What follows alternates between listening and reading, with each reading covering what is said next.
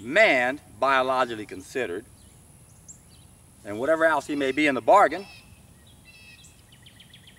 is simply the most formidable of all beasts of prey, and is indeed the only one who systematically preys upon his own species. That's William James, and I'm John Rose.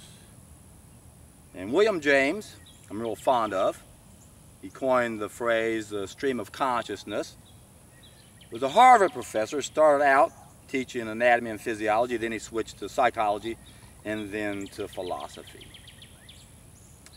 Which explains why he also said, the greatest revolution of our generation is the discovery that human beings, by simply changing the inner attitudes of their mind, can change the outer aspects of their lives. My friends, it's important for us to understand that we can change what we got if we change what we think. Words are real. Thoughts are real. Now how about the dark side of our behavior? Can we change that? You bet we can. Now we've been tricked and fooled into thinking that this is part of our DNA, it's part of our nature. Man has a propensity for evil. That's not true, my friends. Propensity means a natural tendency. There's nothing natural about the dark side of our behavior. It is a tendency, but it's not natural. It's part of our feedback system. It's what we got based on what we do. If we change what we do, we can change what we got. And that's important to understand because this is the biggest obstacle we face in getting this message out to the masses. There are sick people who rule the world, and they do it by controlling knowledge. They do it through controlled opposition. Classic example would be someone like Unnatural Vegan, who's clearly controlled opposition. She's infiltrated the raw vegan and vegan movement, and her whole intention is to attack this message. Now, I made a video yesterday, and I'm not sure if I'm going to upload it or not because the clouds came out of nowhere and I could barely even see myself.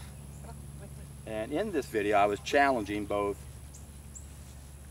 Vegan Gains and Unnatural Vegan to take a solid food vacation. I take that challenge back with Unnatural Vegan because it's clear that she has no intention of being a better person. I don't think it's capable. Everything to me points that she's a psychopath. Remember, 1% of the population are psychopaths. Some of them are secondary psychopaths. She could have been psychologically damaged. Her frontal lobe could have been damaged. But it's clear she has no empathy. Why would you be attacking other vegans? Well, I have not watched very much of her. In fact, I think the first video I watched, I just tuned her out because I couldn't even stand listening to her.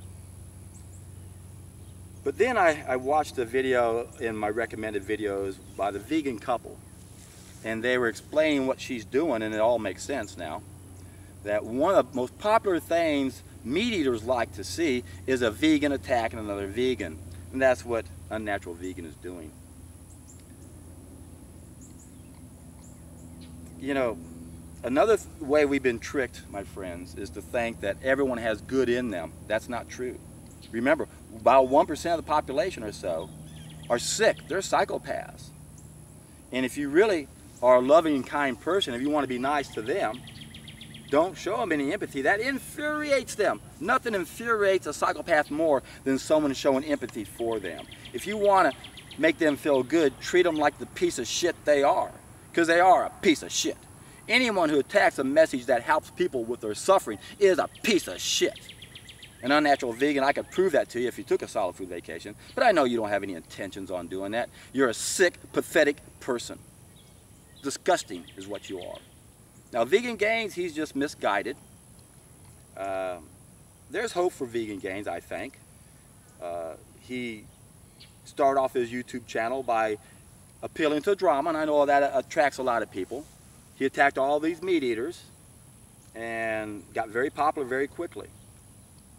But I'd like to think that someone like Vegan Gains could take a solid food vacation and wake up to the reality that he can take his life to another level. That's what a lot of people don't realize. You can take your life to another level if you change your inner attitude. And it all begins by opening up your mind and taking a solid food vacation. There's a reason why I harp on the solid food vacation so much, because most people struggle eating better as long as they're eating, because they haven't addressed the main issue, that of self-control.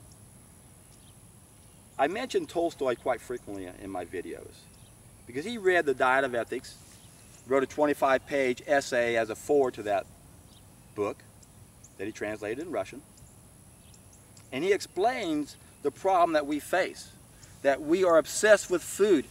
After a certain age, once we get into adulthood, that seems like that's all we focus on, that's all we think about. Every event, it's what we eat, it's what we eat, it's what we eat. And he knew the solution was to take a solid food vacation. The only problem, of course, since Tolstoy's days, is the chemical revolution has come along and now has made the best preparation for a better way of life something that's not that safe to do anymore for some people. And that's because of all the chemicals we have inside of us. In order to neutralize and eliminate those chemicals, we need certain nutrients, and we don't get those on a water fast. That's why a juice fast, a juice feast, is the best solid food vacation we can take. And it addresses the issue that Tolstoy points out. We got to take back control over our lives. We're being controlled by our food. Our brains are stuck in our taste buds. And that's a hard thing to overcome. But it is possible. All you have to do is stop feeding that monster.